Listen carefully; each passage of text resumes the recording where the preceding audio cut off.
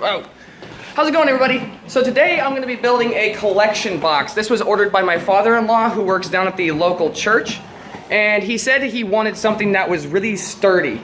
He wanted it to be about 12 inches by 12 inches. And he wanted it to have a slot in the top for legal-sized envelopes. So I already came out really early this morning to glue up a few panels. I chose poplar for two reasons. One, it'll look a lot better than a simple pine box, and it has a tendency to age over time. Poplar gets a little bit darker over time, and it has a tendency to look more like an antique or like an heirloom project. After just a few years of sitting, no matter what kind of finish you put on it, it has a tendency to darken, so it looks really cool after a couple of years. And it's also about 1/4 the cost of something like oak. So oak would be more durable, it might last a little bit longer, so you have to be a little bit more careful with something like a poplar, but it's still harder than something like a soft pine. So check this out.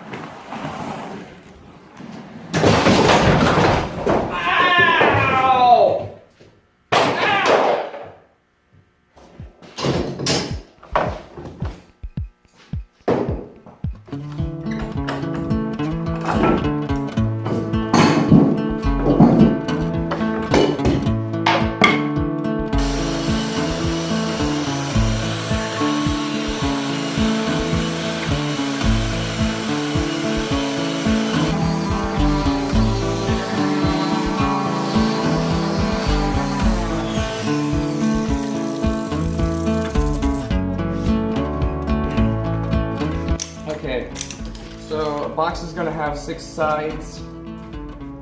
We're basically going to make it about 12 inches tall.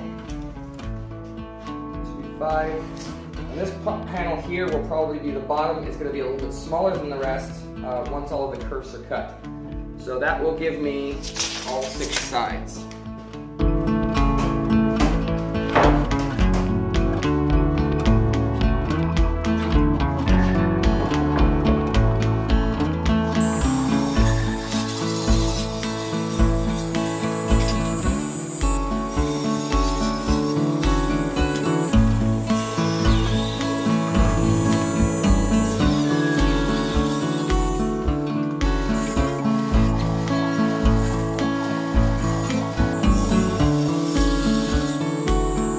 Okay, I don't know how well this is coming up on camera, but I decided, since I have the heartwood and the sapwood both in the same project, I wanted to blend the line from one side to the other where it transitions. So my seam between the boards is here. I wanted to hide that, and then I wanted to accentuate the actual transition point. The other thing I did is around the corners, I connected the sapwoods together and I connected the heartwoods together so that it looks like a seamless box and it's just a simple transition across it. Okay, now the next step that I'm going to be doing is I have to figure out how to cut this at a proper angle, and this one's going to be cut at the same angle. That way I have a clean transition from the top to bottom so that my lid will sit flush.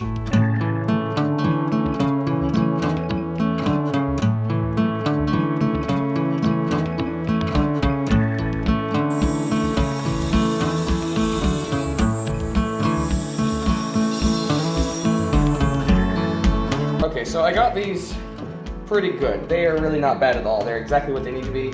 They're nice and flush, so I'm not going to worry too much about them. Now what I want to do is I want to cut the lid to fit, and then if I have anything left over, I can work on the bottom. I may not have enough material to finish the bottom, so I'll just use some plywood or something, but if I do have enough, I would prefer to use some of this poplar for the bottom as well. But I'm going to cut the lid first to make sure I get my best material on top.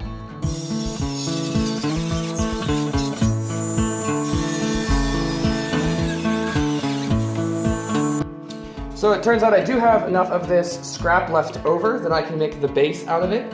I'm going to have to put it in this vertical orientation because it won't fit in the other orientation, but that doesn't matter because it's the bottom of the box. So that way when you look inside, it'll all be the same material. So that's definitely ideal. So what I'm going to have to do is I'm going to have to cut this to size, but before I know what measurement that needs to be, I need to start cutting rabbets along the bottom of each of these boards.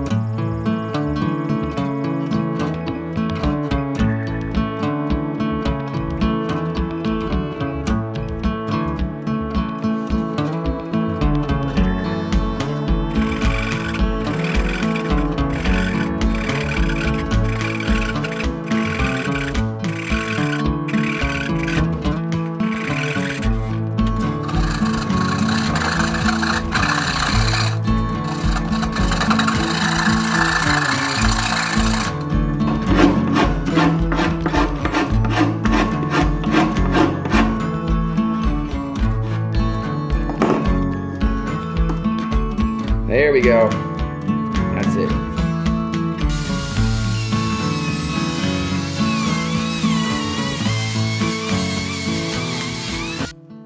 Okay, so I've been trying to figure out for a little while how I'm planning on figuring out where the screw holes are for the top panel here, for the lid.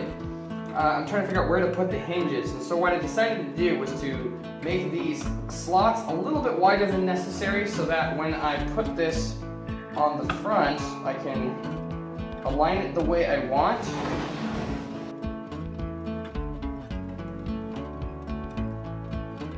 Just like that. There we go. And then I can lay the hinges out right here, pre-drill the holes, and then put the screws in.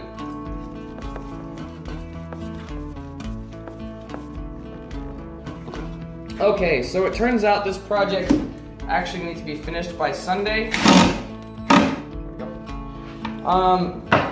I had a lot of other plans I was going to do with this box. There was going to be trim. There was also going to be a box on the side that would make it look a little bit nicer.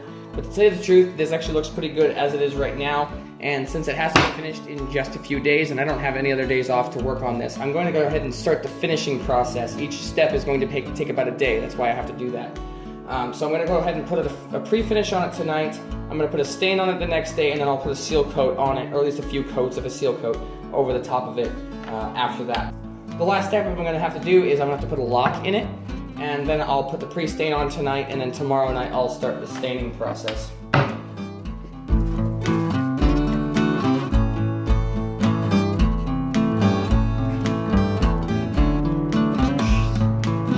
So much more running than the min-wax.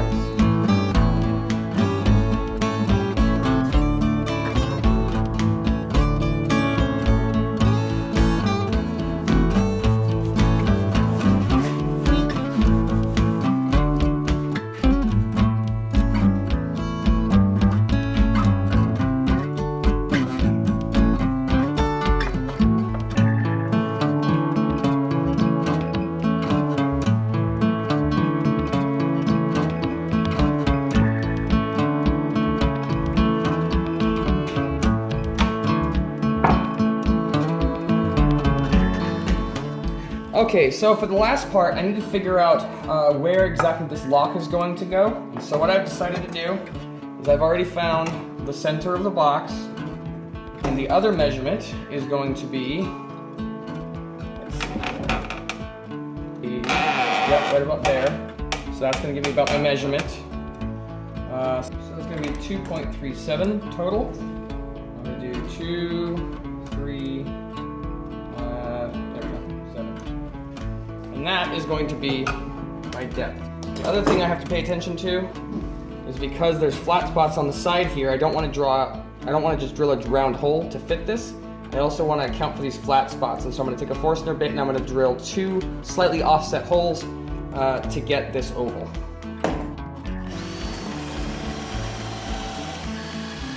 Okay, that's gone through one of them. Now if I move this down and use the same hole, I should be able to get this little sliver off of here.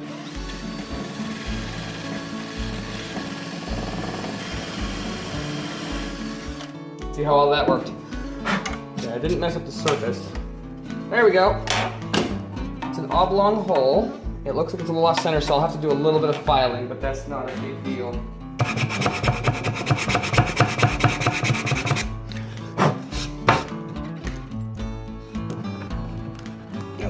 There we go.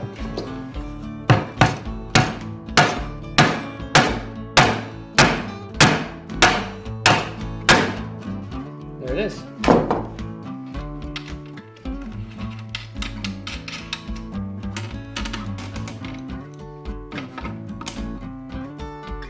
There you go.